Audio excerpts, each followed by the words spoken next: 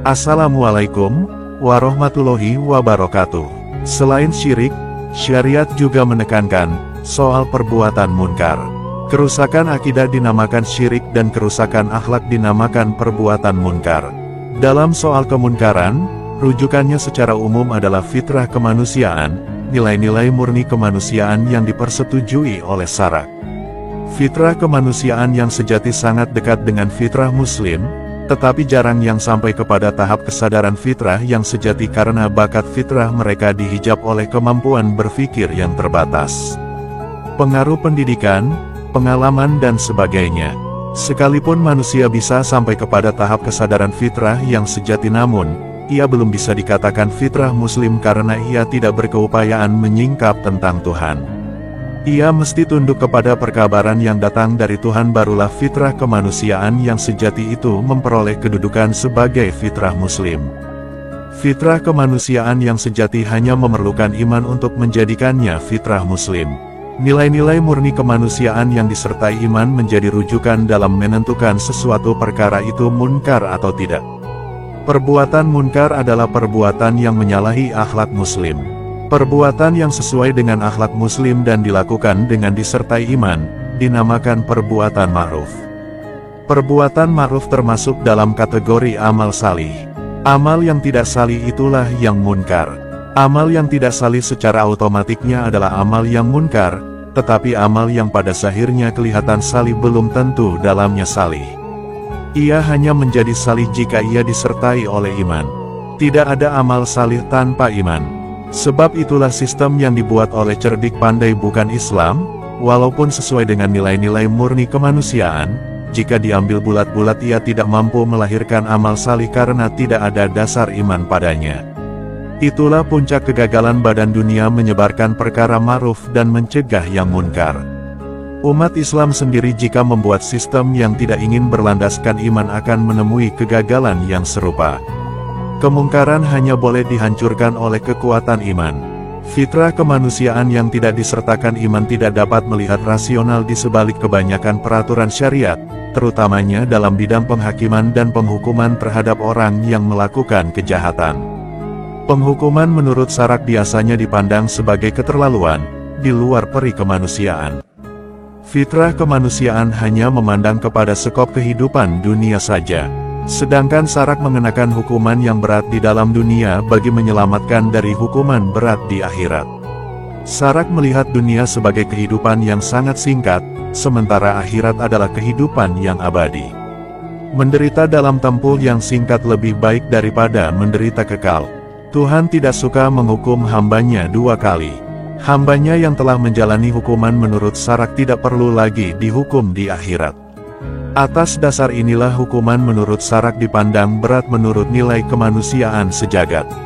Syariat memberi penumpuan kepada penyucian akidah dan akhlak. Akidah yang bersih dari syirik menjadi dasar syariat. Akhlak yang mulia menjadi pengapit kepada akidah yang benar. Apabila dua perkara ini sudah teguh barulah perkara-perkara lain boleh berdiri dengan tegap. Selama 13 tahun berdakwah di Makkah, Nabi Muhammad SAW menumpukan soal akidah dan akhlak. Bidang syariat yang lain banyak dipraktikkan setelah Baginda SAW berhijrah ke Madinah.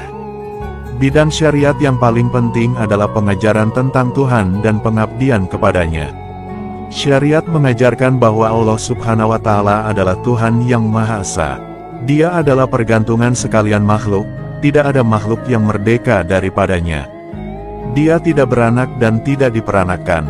Tidak ada sesiapa boleh mendakwakan bahwa dirinya adalah sebagian dari Tuhan. Dia tidak serupa dengan sesuatu dan dia mendengar serta melihat. Dia menguasai seluruh alam. Syariat memperkenalkan Tuhan dalam dua aspek penting. Dalam aspek pertama syariat menceritakan bahwa Tuhan adalah Maha Kaya dari seluruh alam. Tuhan tidak memerlukan apa-apa dari siapapun. Tuhan tidak bergantung kepada sesuatu. Tuhan tidak ditanya tentang apa yang dia lakukan tetapi makhluk ditanya tentang apa yang mereka perbuat. Syariat juga mengajarkan bahwa jika manusia bersyukur maka kebaikan syukur itu pergi kepadanya, bukan kepada Tuhan. Jika manusia kufur ia memudaratkan diri manusia sendiri, tidak mencederakan ketuhanan Allah Subhanahu wa Ta'ala. Dalam aspek kedua, syariat memperkenalkan Tuhan sebagai pergantungan sekalian makhluk. Dia melakukan apa yang Dia kehendaki kepada makhluknya. Dia meletakkan ketentuan kepada setiap yang Dia ciptakan. Semua makhluk tidak berupaya mengubah ketentuan yang telah Tuhan tetapkan pada azali. Semua makhluk tunduk patuh kepada ketentuannya. Gabungan dua aspek tersebut menceritakan bahwa Allah Subhanahu wa Ta'ala adalah Tuhan yang Maha Kaya dari segala sesuatu, tidak berkehendakkan apa-apa pun dari sesiapapun. Tetapi sekalian makhluk bergantung, berhajat dan berkehendak kepadanya. Begitulah dasar akidah seorang muslim yang disimpulkan dengan kalimah. Bagi menguraikan dasar akidah tersebut diadakan pengajian sifat 20. Sifat 20 dan apa jua sifat yang dinisbahkan kepada Allah Subhanahu wa Ta'ala, termasuklah nama-namanya, tertakluk kepada dasar makrifat melalui syariat diperoleh dengan iman bukan dengan hujah dan dalil. Hujah dan dalil berguna bagi orang cenderung menggunakan akal fikiran. Akal fikiran mempunyai batas kemampuannya. Apabila sampai kepada batas kemampuannya, akal terpaksa tunduk, menyerah sepenuhnya kepada perkabaran yang dibawa oleh syariat. Barulah akal itu menjadi muslim. Makrifat secara syariat juga menjadi permulaan setelah berakhirnya makrifat secara kasyaf dan pengalaman kerohanian. Kasyaf membawa seseorang kepada suasana keheranan menemui kenyataan bahwa Tuhan melampaui segala perkenalan. Ahli kasyaf pun tunduk, menyerah kepada perkabaran yang terdapat dalam syariat. Barulah hati yang mengalami kasyaf benar-benar menjadi muslim. Apa juga jalan yang diikuti, permulaan jalan adalah syariat dan penghujung jalan juga syariat, barulah perjalanan itu menjadi bulatan yang lengkap. Syariat yang ditemui pada permulaan jalan adalah syariat secara umum, dipegang oleh orang awam. Syariat pada akhir perjalanan adalah syariat khusus dan lengkap, dipegang oleh orang arif. Apa juga tarekat yang dijalani sekiranya tidak ditemui syariat pada akhir perjalanannya, maka tarekat tersebut tidak mencapai kebenaran hakiki. Sekiranya sesuatu tarekat itu membawa seseorang kepada penafian terhadap syariat, sekiranya ahli tarekat itu mempunyai kesadaran, wajiblah dia mundur dari jalan yang dilaluinya itu. Selain menyampaikan pengetahuan tentang Tuhan, syariat juga mengajarkan cara-cara melakukan ibadat dan pengabdian kepada Tuhan. Hanya ibadat yang dilakukan menurut peraturan syariat saja diterima oleh Tuhan sebagai ibadat. Misalnya, syariat menentukan syarat dan rukun sembahyang.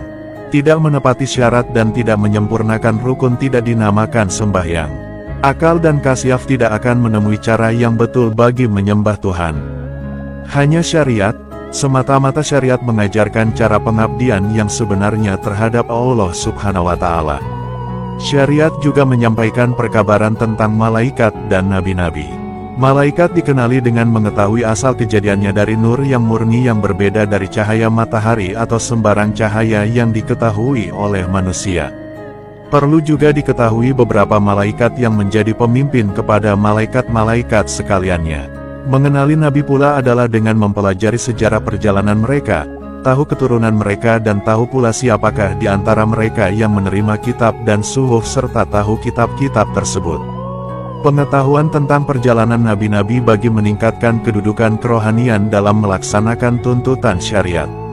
Seterusnya syariat mengajarkan manusia tentang akhirat. Pengaturan utama manusia adalah akhirat dan dunia menjadi jalan kepada akhirat. Di samping mencari kesejahteraan hidup di dunia, manusia lebih dituntut mencari keselamatan di akhirat. Kehidupan dunia hanyalah sementara dan kehidupan akhirat kekal. Tanpa kesudahan, syariat juga mengajar manusia supaya mengakui kelemahan mereka. Oleh yang demikian mereka dikehendaki beriman kepada qadak dan qadar. Keyakinan kepada akhirat menggerakkan manusia supaya rajin beramal. Keyakinan kepada qadak dan qadar memimpin manusia menjadi hamba yang tunduk kepada ketuhanan Allah Subhanahu wa Ta'ala. Apa yang diajar oleh syariat membentuk sifat aslim, yaitu berserah diri kepada Tuhan. Orang Islam yang bersifat aslim itulah yang benar-benar tunduk, patuh dan melaksanakan hukum Tuhan sebagaimana layaknya dibuat oleh seorang hamba yang merdeka. Orang yang melalui jalan syariat akan berjaya apabila sampai kepada makam mukmin.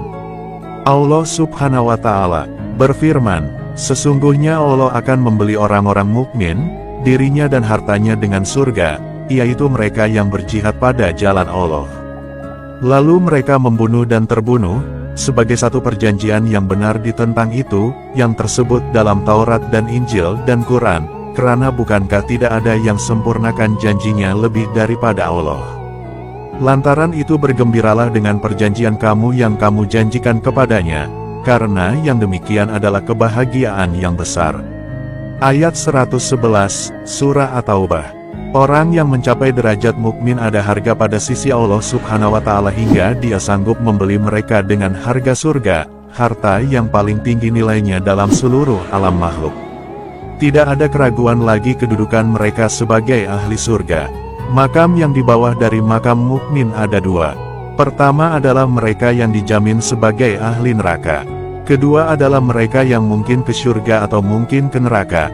Hanya belas kasihan Tuhan yang bisa menyelamatkan mereka. Ketika hayat masih ada, ujilah diri sendiri apakah sudah mencapai taraf mukmin atau belum. Alat pengujinya adalah firman Allah Subhanahu wa Ta'ala. Orang-orang mukmin apabila diperingatkan dengan Allah niscaya gemetarlah hati mereka, dan apabila dibacakan kepada mereka ayat-ayatnya menambahkan bagi mereka keimanan, dan kepada Tuhan mereka berserah diri. Yaitu orang yang mendirikan sholat dan membelanjakan sebagian dari apa yang kami karuniakan kepada mereka. Ayat 2 dan 3, Surah Al-Anfal. Jika tanda yang tersebut di atas tidak ada, waspadalah.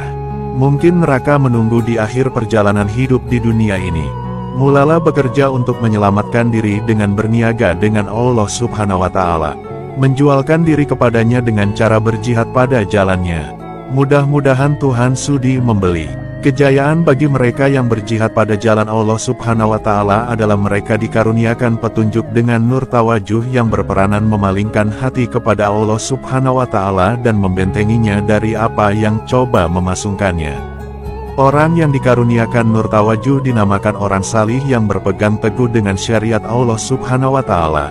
Nur tawajuh membuat mereka merasa damai dan tenang serta bertambah dekat dengan Allah Subhanahu wa Ta'ala.